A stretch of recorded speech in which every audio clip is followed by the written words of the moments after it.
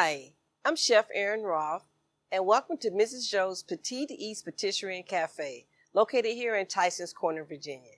Today I'm going to show you how to prepare and make one of our favorite soups at the cafe, and that's corn chowder. But I do it a little differently. So, as you see here, I have corn cobs. I've already shucked the corn. All I'm going to do next is just, with a knife, very carefully, just slide it down and get most of the kernels off.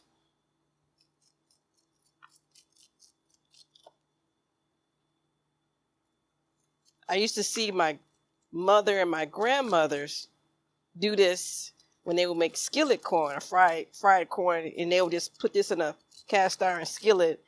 And now what I'm going to do is place the corn cobs, because have you ever eaten a corn cob and you eat it and you pull the corn off and you still like the taste of the cob?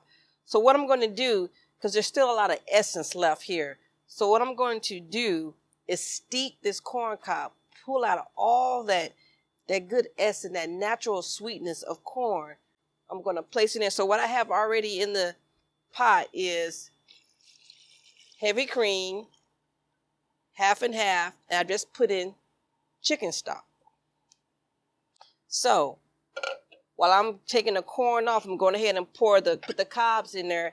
And then once I get all the cobs in there, I'm going to bring it to a boil and let it simmer for about 20 minutes.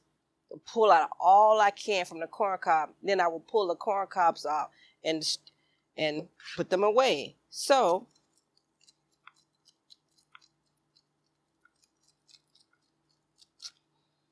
and what I like about doing it this way is you don't throw away something you can use later.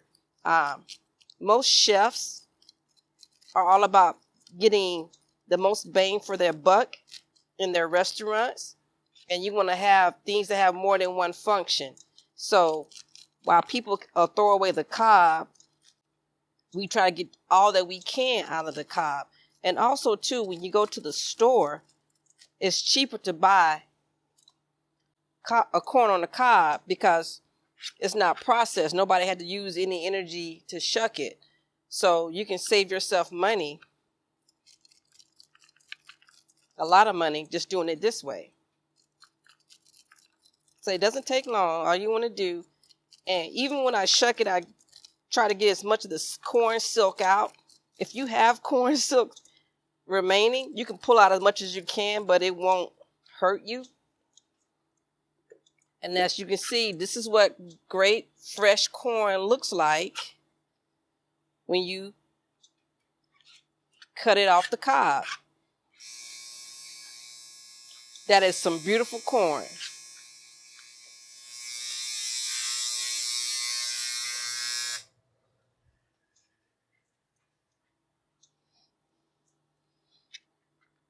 So we're almost done.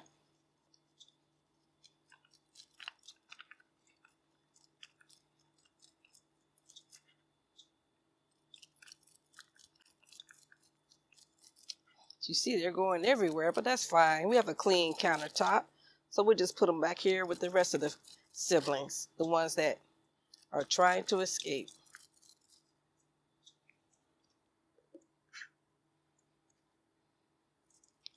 And I don't know if you can really see, but I used to hear the elders talk about milk. So there's some white substance, but we used to call it corn milk, but it's just the liquid coming from the corn cob.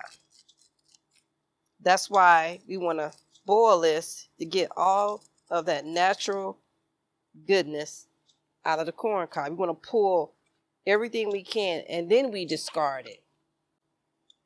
Again, food in your kitchen should have more than one use. You should be able to get multiple things out of it. So now that I have all my corn taken off, we're going to put this in here, and it's beginning to come to a boil. Once it comes to a boil, we're going to let it simmer. And again, we're going to let it simmer about 15 to 20 minutes. Then when we come back, I'll show you how we do the rest of it. So see you in a few. So we're back. Now I have Put some butter in the skillet, and I'm sauteing my onions. Just want to cook them down a little bit and get them out the way. And so when I make when I'm making soups and such, I like to use butter to cook down my vegetables. I just like the flavor that butter gives food. And so soups came about because not everybody has a lot of money, and they used to be called poor man's dish because soups pretty much was whatever was left over in the kitchen. You can use a simple, you have some water, you can boil with water. They will boil the bones of chicken or whatever type of meat it was, if you were lucky enough to have meat. And then that will be your stock or your broth. And then you add whatever vegetables you had, potatoes, carrots, onions, leeks, whatever. You throw it together, throw a little piece of meat in there, and that was a soup. And so now, obviously, they have evolved to not just a poor man's dish. When you go to different establishments, soup is usually a course, the first or second course. So they have evolved. People have made them fancy.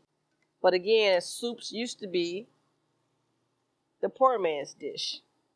And what I like about soups and what we do in our kitchen here is we make our own soups, obviously, but we use some ingredients that are leftovers. Like, for instance, when we make our chicken salad, we roast our chickens. I save my bones. We put the bones in the freezers, and then every so many months, we'll put the bones, our leftover vegetables, and we'll make chicken broth. I also have beef bones that we use for our beef style soup. So, like when I'm cutting meat, let's say red meat or beef, or when I'm trimming fat, I save the fat. I put that in my stews, my chilies, or whatever, and I just like to keep that because there's nothing wrong with it. I'm just trimming it for a dish, but I use it in something else. And most chefs, we don't like to throw anything away unless we've used it to the point that there's nothing else to use for. And so that's all we have here. Now, I'm going to go ahead so I can make room. I went ahead and poured the onions into my corn cobs. I'm going to go ahead and pull them out. I'm going to put some more butter here. And I'm going to go ahead and pour in the rest of my vegetables. I have, as you can see, I have carrots, I have celery, and I have potatoes. Now all I'm doing is just adding some heat to them. Some of these came over. And just cook them. And while that's cooking, I'm going to go ahead and bring over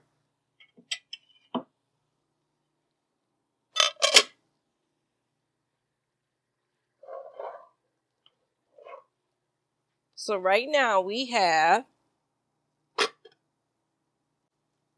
corn on the cob. We have it here. It's been simmering for a while. I'm going ahead and pull the cobs out.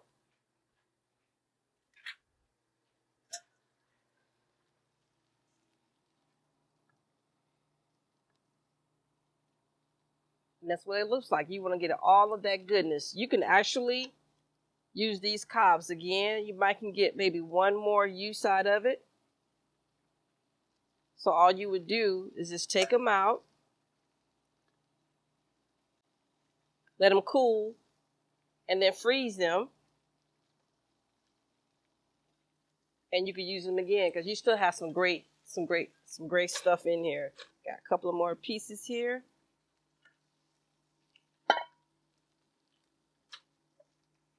And this right here, doing this step can take your corn chowder to the next step because I can guarantee you most people are not boiling their cobs, pulling all of that out. But we are. And that's why we have some of the best corn chowder in this area.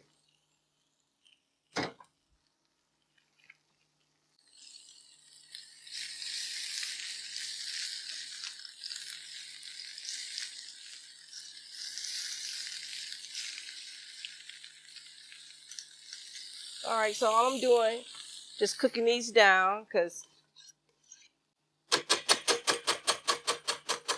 they're going to finish cooking in our stock. So while we're waiting on that, I'm going to go ahead and add a touch of cayenne pepper.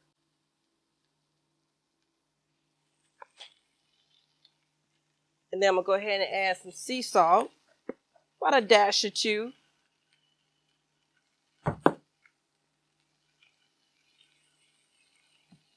Then I'm going to go ahead and add in our cream garlic mixture that we make here in the cafe.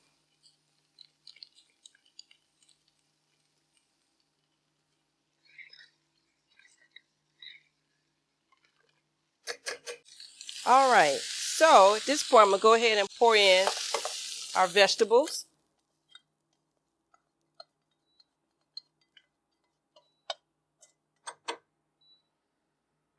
And then what I like to do, a little more butter. Can't go wrong with butter.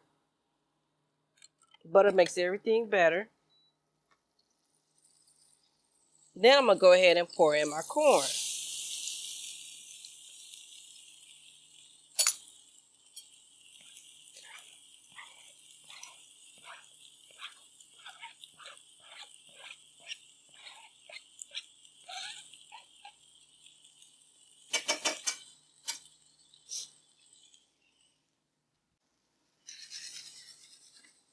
So all I want to do is just cook this for a few minutes.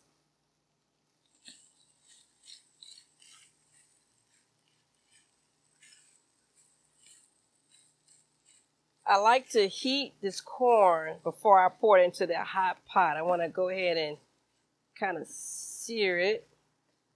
I don't want to blacken it. I just want to cook it and heat it through. Get this butter going all through it. Just turn it up a little bit and go from there. Now you have an option too while we're waiting on that. Add a little a little pepper. I'll put this back on the oven till we get ready.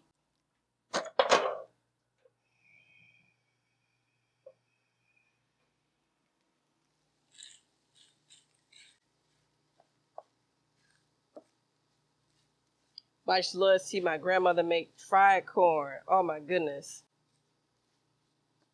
One of the memories, because I wish you could smell this. It smells so good.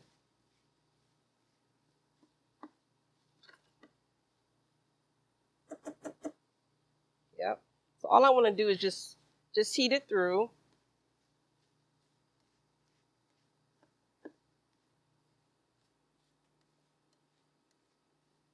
And also what I like to do is put the corn in here after you've had you had the onions in this pot, you had your tomatoes, your potatoes, your carrots, and your celery.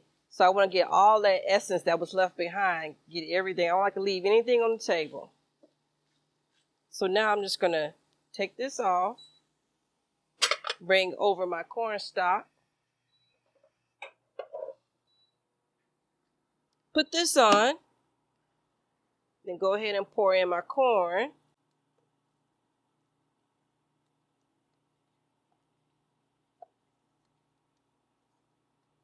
This is beautiful, just simply beautiful. Love it, love it, love it. So pretty much you want to let this cook through until your potatoes are fork tender.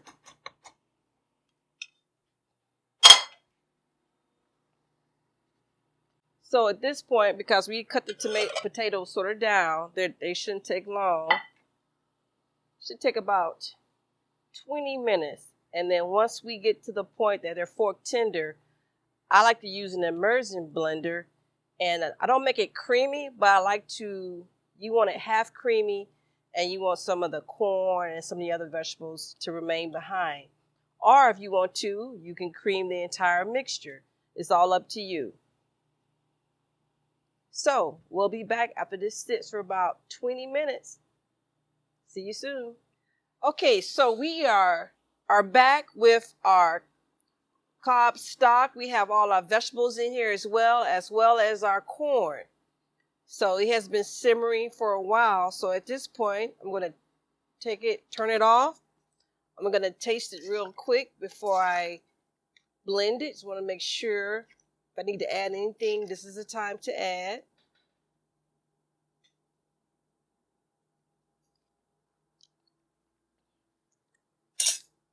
Perfect. If you want to add a little kick to it, this is the time to add a little kick. You can never go wrong with just a little more cayenne pepper. Just a little. That's all you need. And then one thing I mentioned earlier is you want to cook until the potatoes are fork tender. So here's a fork. And that's tender. So it breaks apart. That's what we want. And one thing I didn't mention earlier was when I use potatoes, I keep the skin on. I think the skin is great. A lot of good vitamins and minerals in the skin. So at this point, all we're going to do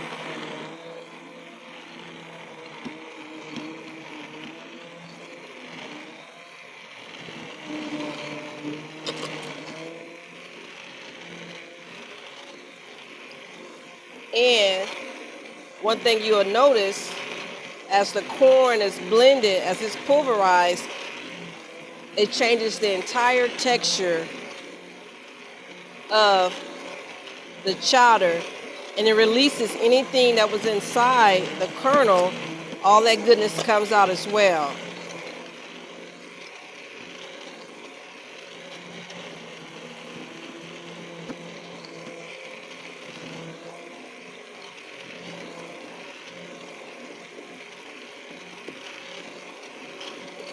And at this point, you just blend it until you want the consistency that you would like. I like it pretty creamy, but with some chunks of vegetables and such in it. Just want to make sure. And that's it. All right. Just want to stir it one more time. So this is beautiful. Oh, this is beautiful. We started this last year in a cafe, and people were going crazy over it because of the way we do it. So now get you a nice bowl. Look at that.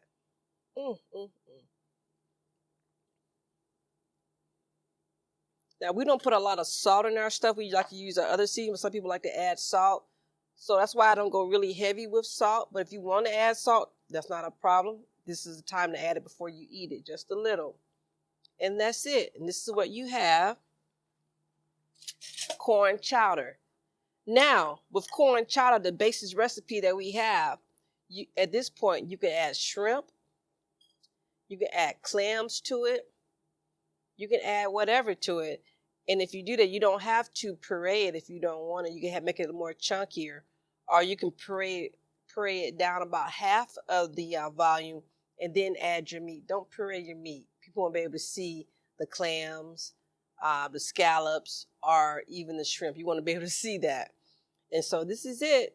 This is what creamy corn chowder looks like. Well, this is what it should look like. Have a great day.